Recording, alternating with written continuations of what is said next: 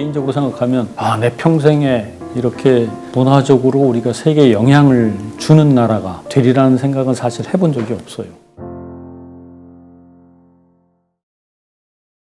저는 서울대학에서 한국사를 전공했고요. 그 중에서는 이제 중세사를 연구한 사람이고요.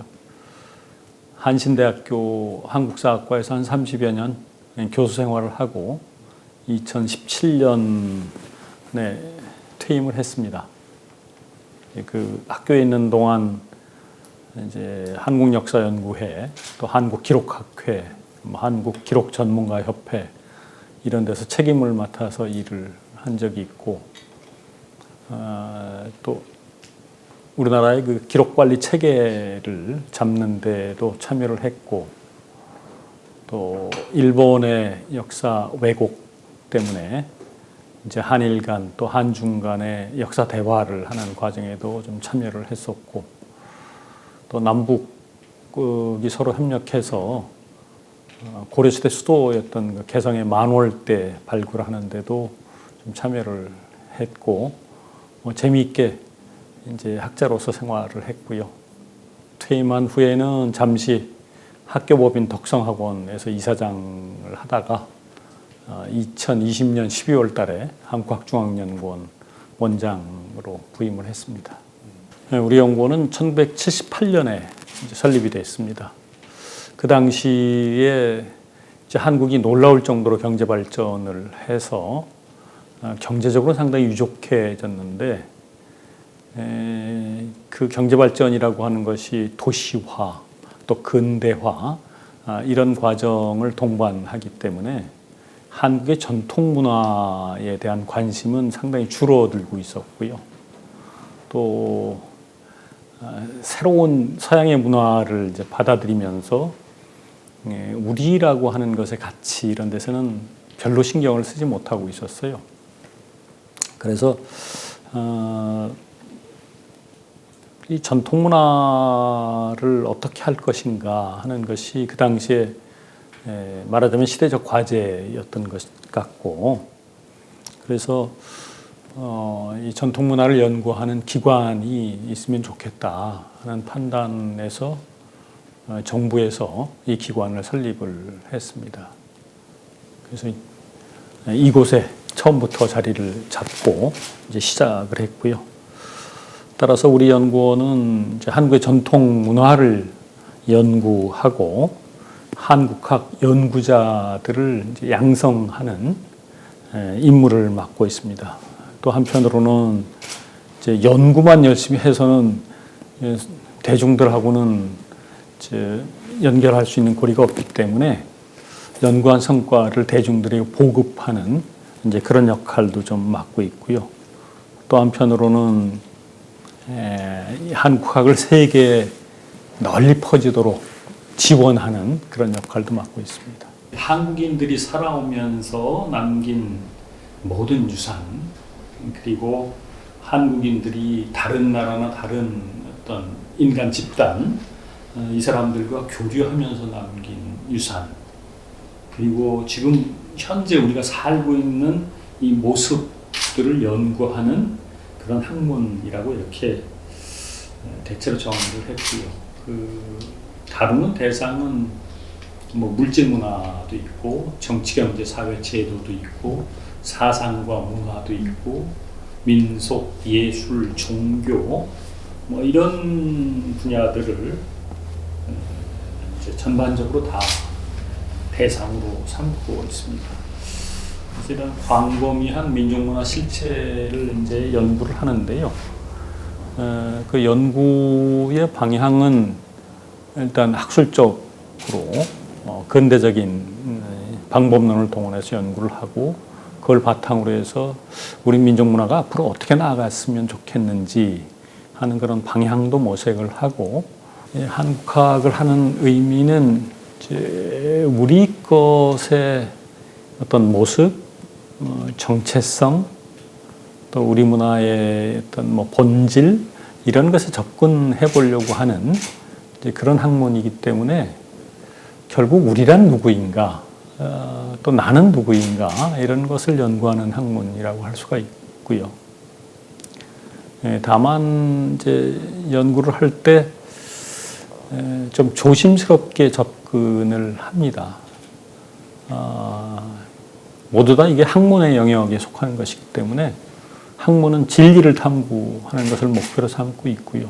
그래서 우리 것을 하기 때문에 생겨날 수 있는 이 과도한 애정이라든가 또 어떤 우리 것은 뭐 좋고 훌륭하고 그래야 된다고 하는 어떤 막연한 전제 이런 것들이 있으면 사실을 왜곡하고 가치평가를 잘못하고 그럴 수가 있어요.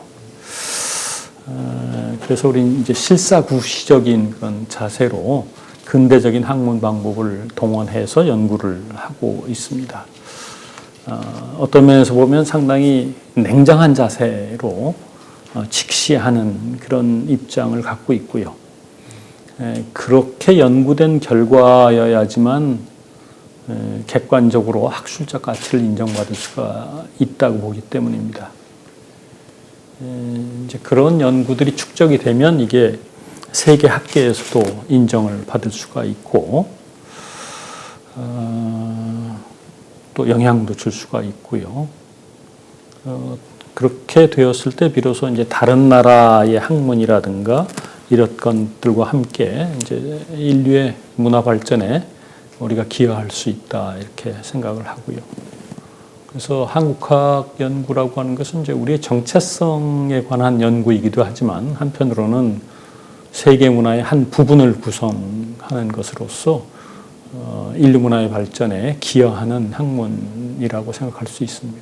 우리나라에서는 조선 초기에 세종대왕이 이 표문자인 한글을 창제하는 아주 독특한 성취를 보여줬습니다. 이 한글은 뭐 일본의 이제 가나라든가 베트남의 쯔놈이라든가 또 거란이나 여진 문자하고는 전혀 다른 이 독특한 문자예요.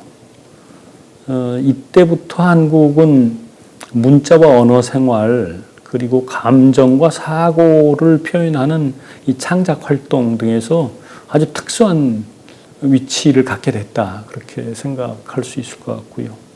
그렇다고 해서 한문을 완전히 배척하거나 사용하지 않았던 건 아니죠. 같이 사용하면서도 이제 우리의 정서나 감정들을 한글로 표현할 수가 있었고요. 그 한글로 쓴 많은 편지들이 지금 남아 있고 우리 장사계에도 많이 있습니다. 또 조선이라고 하는 나라를 보면 유학을 지배적인 이념으로 내걸고 세운 나라예요. 또 이렇게 특정한 이념을 내걸고 건국한 사례는 정말 아주 드문 경우거든요. 근데 조선은 이제 유학 이념을 정치 영역에서뿐만이 아니고 실제 생활 영역에서도 규범으로 삼아서 모두 관철시키 나가는 그런 정책을 썼습니다. 그래서 15세기, 16세기가 지나면서 되게 17세기쯤 돼서는 조선이 완전히 성리학적인 나라로 그렇게 만들어졌죠. 이런 모습은 성리학이 중국은 물론이고 일본에도 전파가 됐고 베트남에도 영향을 주었지만 그런 나라들에서는 되게 제한된 영역에서 이제 기능을 발휘했었는데 실제 생활에서는 따라서 뭐 불교도 여전히 영향력을 발휘하고 도교도 영향력을 발휘하고 일본 같으면 신도도 영향력을 발휘하고 이랬었는데 조선에서는 실생활까지 성리학적인 이념이 모두 다 지배하는 이제 이런 특수한 사정들이 생겨나게 되었습니다. 그런 것들이 이제 같이 유학이나 불교 이런 것들을 공유했다고 하지만 조선에서 나타나는 어떤 특수한 모습이라고 볼 수 있다 이렇게 생각을 합니다. 뭐 한국에 관한 자료들이 낡은 건 사실이죠. 오래됐으니까. 그죠? 그래서 이제 과학적 보존 처리를 해야 되고 하는데 그렇다고 그게 가치 없거나 그런 건 아니라고 생각합니다. 저는 이제 한국학 연구가 사실 해방 후에 비약적으로 발전을 했거든요. 그러면서 크게 변한 현상이 하나가 있다고 생각하는데 그것은 우리 민족과 문화에 대한 부정적인 인식이라든가 자기 비하 이런 것들이 사라지고 자긍심이 높아진 것이라고 생각합니다. 우리 젊은 분들은 아실지 모르겠는데 저희 자랄 때는 무슨 땡전 의식 뭐 그런 게 있었어요. 그 스스로를 비하하는 의식이 굉장히 강했습니다.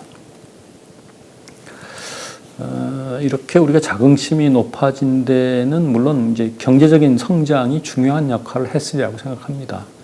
그런데 역사 문화적인 측면에서 봐도 우리를 새롭게 발견한 것이 아주 크게 역할을 했다 저는 그렇게 생각을 합니다.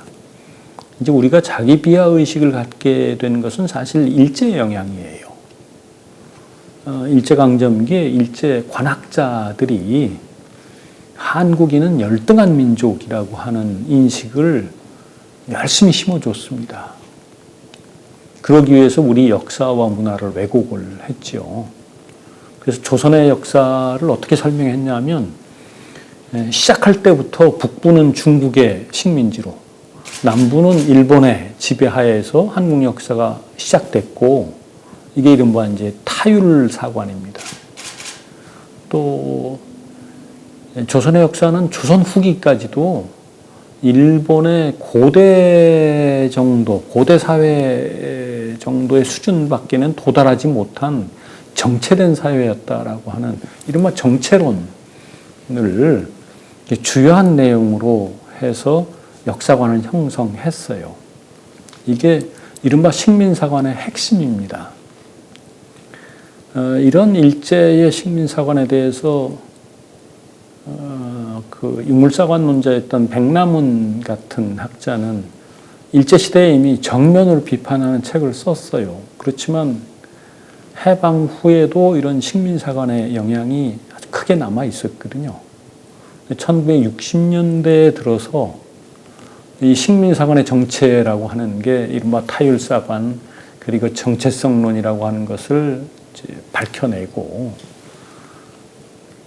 그렇지 않다. 실제로 연구를 해보니까 조선 후기 사회는 뭐 역동적으로 발전하는 사회였고 그건 정치, 경제, 사회, 문화 모든 면에서 이른바 이제 자본주의로 향해서 자발적으로 자생적으로 가고 있는 단계에 있었다. 이런 이제 연구 성과들을 냈거든요. 그러면서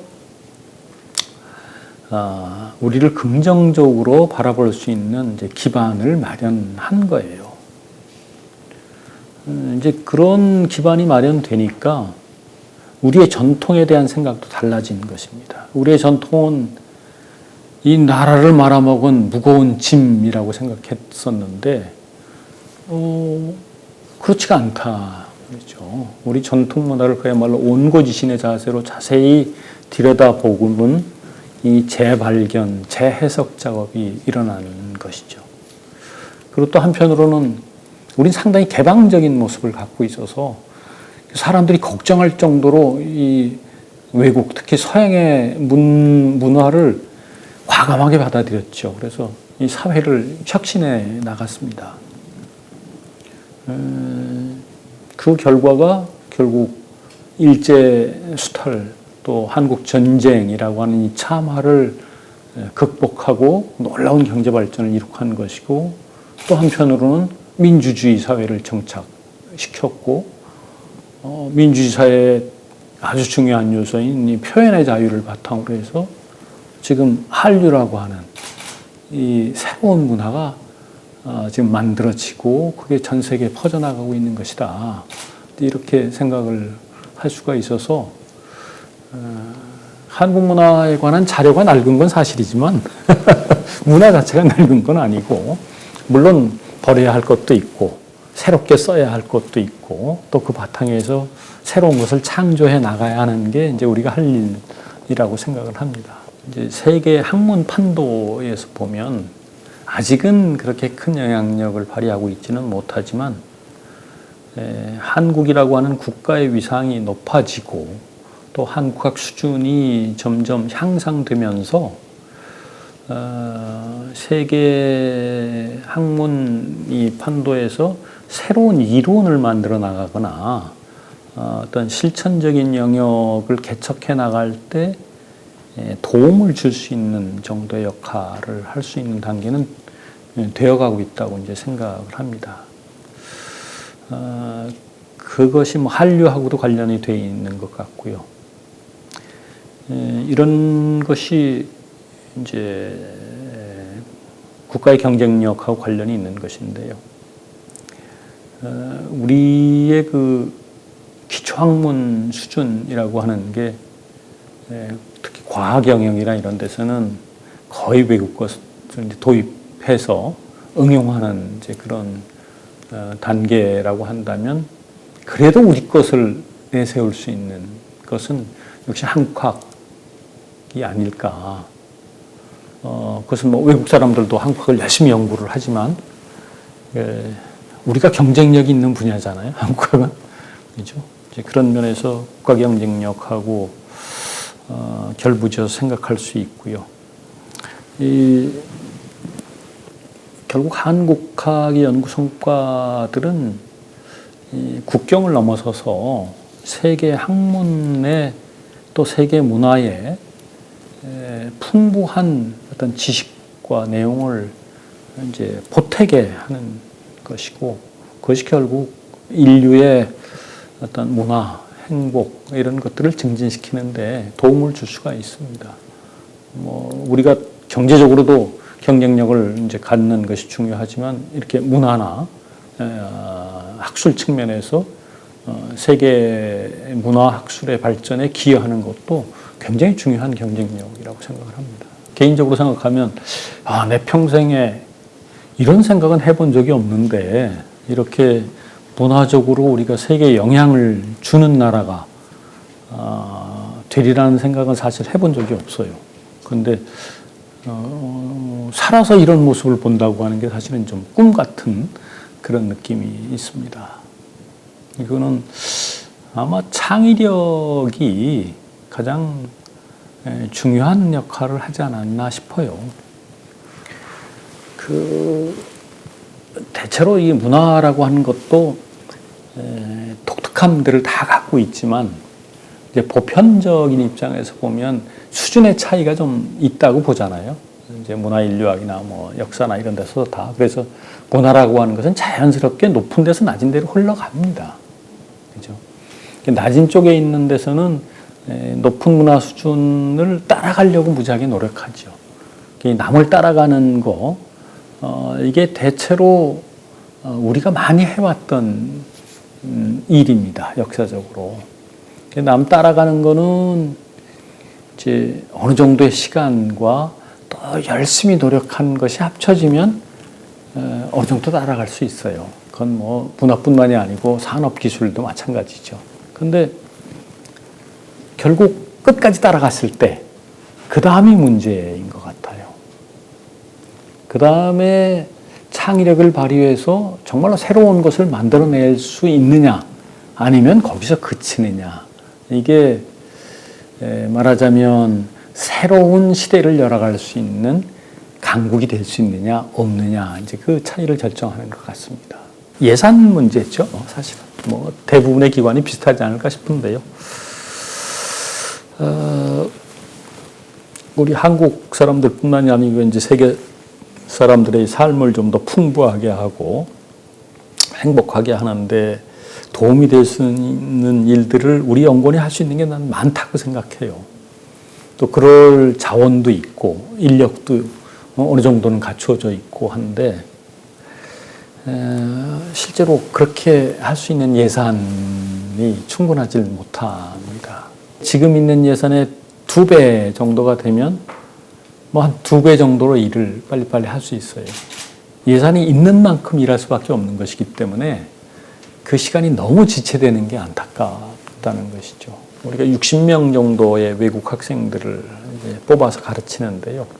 예산이 허용하면 조금 더 많이 뽑아서 장학금도 좀 넉넉하게 주고 이렇게 해서 좀 더 우수한 학생들을 길러낼 수도 있다고 생각합니다.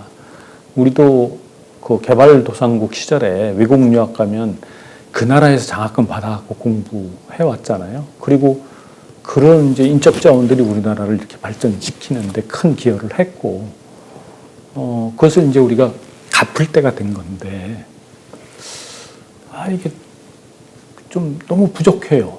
또 예산 문제 때문에 그 어떤 나라 교과서를 분석하면 거기에 서술되어 있는 한국 관련 분야만 분석을 해요. 근데 그 교과서라고 하는 게 전체적인 맥락이 있는 거고, 교과서가 만들어진 배경이 있는 거잖아요.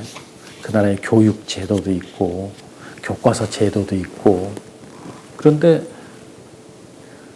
그런 것에 대해서 깊은 연구를 할 수 있는 인력과 재원은 없어요. 제가 고등학교 동아시아사 교과서를 이제 집필한 게 하나가 있는데, 그 교과서를 일본에서는 번역을 해서 시판을 합니다. 그게 몇 권이나 팔리겠어요. 그런데도 번역을 해요. 제가 그 동아시아사 교과서의 베트남사 부분을 쓰려고 하는데, 그 당시만 해도 우리나라에 참고할 만한 책이 없었어요. 그래서 생각해 보니까 베트남 역사 교과서를 보고 쓰는 게 제일 정확하겠다 싶어서 베트남 역사 교과서를 구하는데 베트남어를 못 읽잖아요. 보니까 일본에서 번역한 베트남 역사 교과서가 있는 거예요. 그래서 결국 그거를 참고할 수밖에 없었단 말이죠. 이게 우리도 지금 뭐 10위권의 경제 대국이 됐는데, 이렇게 마치 가난한 나라에서 배고픈 사람이 곡식 이렇게 나달만 따먹고 곡식 전체의 모양이나 성질은 모르는 것처럼, 그런 방식으로 우리가 외국 교과서를 분석하고 할 때는 좀 지난 거 아닌가. 그죠? 그런 생각이 듭니다. 우리 기업들이 진출할 때도 크게 도움이 됩니다. 제일 그 나라에 대해서 정확하게 알 수 있는 방법 중에 하나가 그 나라 교과서 구해보는 거거든요, 사실은. 근데 우리는 지금 그런 걸 못하고 있어요. 그래서 교과서를 통째로 한번 번역해 봅시다. 그래서 출판합시다. 이렇게 얘기를 해도 뭘로 그렇게 해요? 그런 게 좀 안타깝습니다. 정부는 뭐 지금 정부뿐만이 아니고요. 대체로 우리나라 정부가 이 교육 정책은 가지고 있는데 학술을 어떻게 끌어나갈 것인가 하는 데 대한 정책은 거의 없어요. 말하자면 학자를 어떻게 양성하고 학자들을 어떻게 대우해서 훌륭한 연구를 하게 할 건지, 또 어떻게 하면 이 학문 육성을 잘 할 수 있을 것인지, 이런 데 대한 정책이 별로 잘 안 보입니다.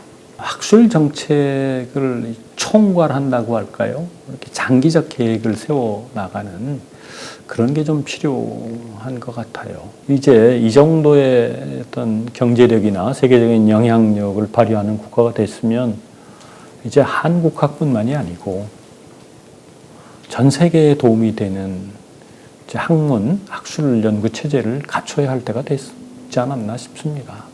그래서 지역학 연구라고 하더라도 그 지역학을 제대로 연구할 수 있는 연구소들을 좀 세우든지 이렇게 할 필요가 있고요.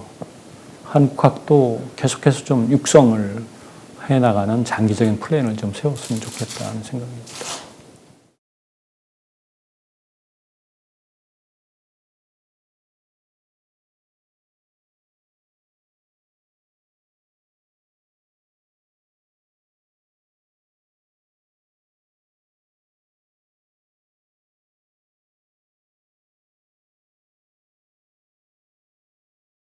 개인적으로 생각하면 내 평생에 이런 생각은 해본 적이 없는데 이렇게 문화적으로 우리가 세계에 영향을 주는 나라가 되리라는 생각은 사실 해본 적이 없어요.